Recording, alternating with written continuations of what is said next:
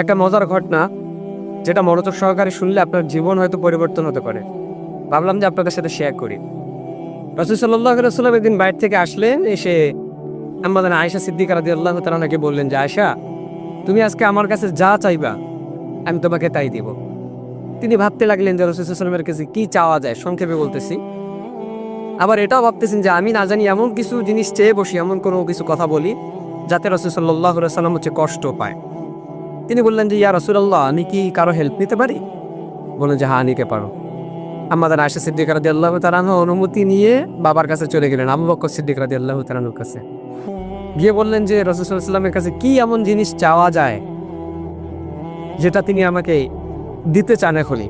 আবু বকর সিদ্দিক রাদিয়াল্লাহু তাআলা আনহু বললেন যে, তুমি আল্লাহর হাবিব সাল্লাল্লাহু আলাইহি ওয়াসাল্লামের কাছে এমন জিনিস চাও যে তিনি মেরাজের দিনে, মেরাজের রাতে আল্লাহ পাক রব্বুল আলামিনের কাছে যাওয়া আসার মধ্যে কি এমন জিনিস আল্লাহ পাক তাকে বলছিলেন যেটা এখনো পর্যন্ত কোনো মানুষ জানে না, তিনি কাউকে বলেন নাই, গোপন একটা কথা।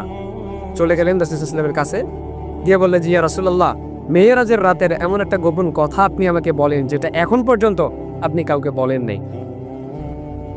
তো রাসূল সাল্লাল্লাহু আলাইহি ওয়াসাল্লাম মুস্কি হাসলেন এবং তিনি রসিকতা করলেন একটু আয়েশা সিদ্দিকা রাদিয়াল্লাহু তাআলা আনহার সাথে, যে তিনি বললেন যে, আমি যদি গোপন কথা তোমাকেই বলে দিলাম তাহলে গোপন আর গোপন থাকলো কই?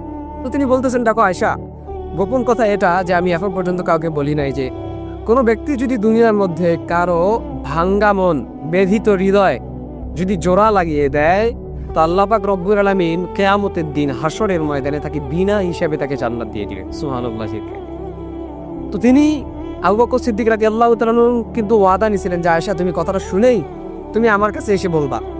তো কথা মতো তিনি চলে গেলেন, বাবার কাছে গিয়ে বললেন যে, রাসূল সাল্লাল্লাহু আলাইহি ওয়াসাল্লাম বলছেন যে গোপন কথা হচ্ছে কেউ যদি ব্যথিত কারো হৃদয়, কারো ভাঙ্গা মন যদি জোড়া লাগিয়ে দেয়, তো কিয়ামতের দিন আল্লাহ পাক তাকে বিনা হিসাবে জান্নাত দিবেন। এই কথা শুনেই আবু বকর সিদ্দিক রাদিয়াল্লাহু তাআলা কান্না করতে শুরু করলেন। আয়েশা সিদ্দিকা রাদিয়াল্লাহু তাআলা আনহা বলেন যে, বাবা, আপনি তো জীবনে কত মানুষের ভাঙ্গা মন জোড়া লাগিয়ে দিয়েছেন, কত ব্যথিত হৃদয়ের আপনি জোড়া লাগিয়ে দিয়েছেন, কষ্ট দূর করে দিয়েছেন, আপনি কাঁদেন কেন? আপনার তো বিনা হিসাবে জান্নাত পাওয়া উচিত। আবু বকর সিদ্দিক রাদিয়াল্লাহু তাআলা আনহু বললেন, তুমি একটু কথাটাকে উল্টোভাবে ভাবো। না জানি আমি নিজের অজান্তে কত মানুষের মন ভেঙে ফেলেছি, নিজের অজান্তে কোনো মানুষের হৃদয়ের মধ্যে আমি কষ্ট দিয়ে ফেলেছি। কিয়ামতের দিন যদি আমার হিসাব চার আল্লাহ পাক যদি বিনা হিসাবে আমাকে জাহান্নাম দিয়ে দেন, তা আমার ফয়সালা আমার সেদিন কি হয়ে যাবে? আমি কি করবো সেদিন? আমার কোনো কিছুই করার থাকবে না, আমি বড় ক্ষতির মধ্যে পড়ে যাও। তো এই জন্য আল্লাহর হাবিব সাল্লাল্লাহু আলাইহি ওয়াসাল্লাম বলতেছেন, দুনিয়ার মধ্যে তোমরা কারো মন নিয়ে খেলা করিও না, মানুষের মন ভাঙিও না, হৃদয়ের ব্যথা তাকে নিয়ে আরো রসিকতা করিও না, তার যতটুকু হৃদয়ের ব্যথা আছে সেগুলো মুছে ফেলার ট্রাই করো। এবং রাসূল সাল্লাল্লাহু আলাইহি ওয়াসাল্লাম বলে, তোমার পাশের বাসার কেউ মিসকিন আছে, কেউ গরিব আছে, তাদের নিয়ে রসিকতা করিও না, ঠাট্টা করিও না।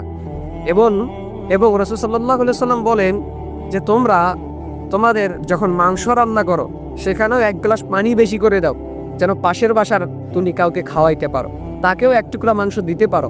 আর যদি তুমি সেটা করতে না চাও কিংবা সেটা না করো, তাহলে তুমি এমন সময় মাংস রান্না করো যে সময় তার বাচ্চা কাচ্চা সবাই ঘুমিয়ে থাকে, তারা ঘুমিয়ে থাকে, যেন তোমার মাংসের ঘ্রাণ যেন তাদের নাক পর্যন্ত না পৌঁছায়। সুতরাং মানুষের কষ্ট